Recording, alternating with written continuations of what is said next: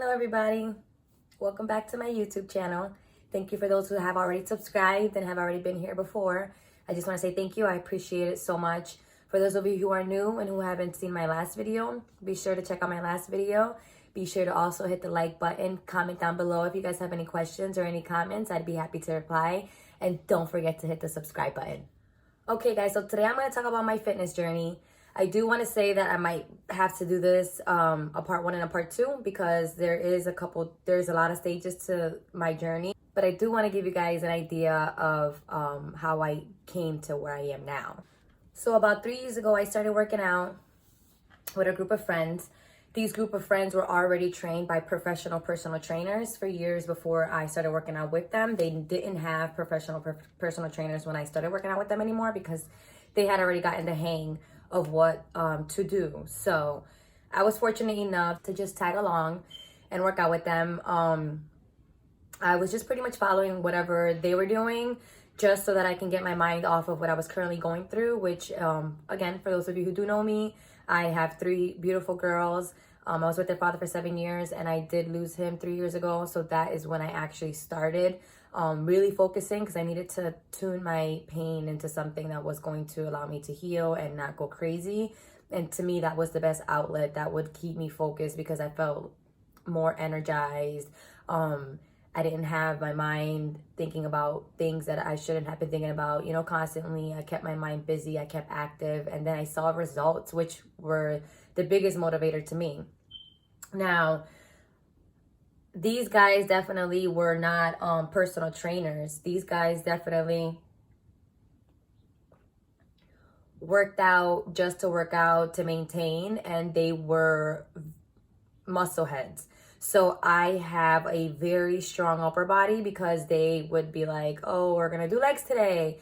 But they would do a whole circuit of upper body or back or chest or something that had nothing to do with legs. So they would say, oh, legs are, we're going to do this as a warm-up. It's not a warm-up. Long story short, that's how I got accidentally fit, I would say, a year into that. So I would say 2018, I started really working with my personal trainer, which was named Andre. Andre I knew for years. I knew Andre for years. We went to high school together. We were really, really good friends. He just got licensed as a personal trainer. And I had just gotten into fitness.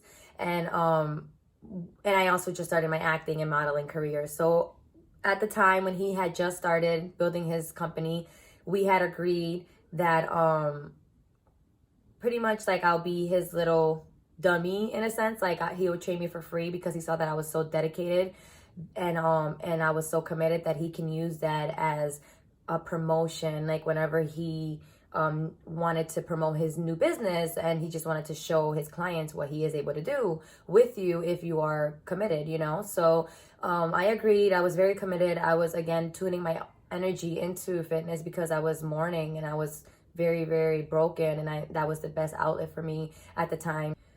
It helped me so much. I do remember though the first 3 months, the first 12 weeks, which is initially what he really trained me for, was 12 weeks. I had already trained with a group of guys, so I felt was a bit more advanced than where he started me at. So I was a little bit frustrated in the beginning because I didn't think that he understood that I was already a little bit further along than what he thought I was. But honestly, guys, that wasn't the case at all. I wasn't nowhere near where I needed to be, and I wouldn't have been where I am today if I didn't follow directions or do what it is that he required me to do. Because at the end of the day, yes, I knew how to squat. Yes, I knew how to do everything I had already learned to do. But the thing is everything I told him I wanted to do from what my goal was, he needed to make sure that everything he taught me to build my core, to get it that strong, that I was able to do that at the end. What I wanted to do, I was able to look and do what I wanted to do at the end of the personal training because he taught me, because he trained my core, not because I told him and then he was like, okay, so then let's do it, and then I'm hurt and now I'm assed out. He cared. He really, really cared, and I didn't understand that until I understood it, if that makes any sense. Meaning I just kept going and I just kept pushing, even if I was annoyed because I felt like I should have been a little bit further, or I felt like he didn't understand. it wasn't the case at all, guys. Personal trainers are personal trainers for a reason. And a lot of them, you know, want it so bad that you really have to want it more than they want it, because they already want it for you. And they cannot make you do it. Unfortunately, if they could, I'm sure they would, but they cannot. So the biggest thing about being consistent is just being consistent. There is no excuse. I'm a full-time mom. I used to be a full-time mom, and I used to be a full-time employee, and I, you know, at some point in my life also went to school part-time, and I just did so much that I just know that there's some time in your schedule, in your day, even if you got to wake up 20 minutes ahead, 20 minutes earlier than you usually do, you do have time. You do have time. Don't save for tomorrow what you can do today. When I started working out with him, I was about 24% body fat, and I was only about 114 pounds. So think about that. Like, that's a lot of body fat for just that amount of weight. You understand what I'm saying? So after, like, at the so right now, I'm sorry again, I'm gonna have to make a part 2 because there's so much that goes into this as well. But at the moment, I am about 16% body fat. The last time I checked, which is like five months ago. I don't check it often because I'm very happy and content with my body, and I don't have a certain new goal. I just maybe want a little bit more abs and a little bit more toned legs, but aside from that, I'm very satisfied, and I don't have a rush to get to anything specific. But I'm definitely very satisfied to where I have came, and I'm not gonna lie, if it wasn't for pushing through the times that I felt discouraged, or times that I felt like maybe I wanted to see a little bit more progress, a little bit more faster, guys, the progress is gonna come.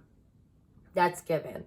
If you're breaking down your muscles, which is what you do when you work out, at least 4 to 5 days a week, 3 to 4 minimum, but you're breaking down your muscles. They're bound to grow and heal.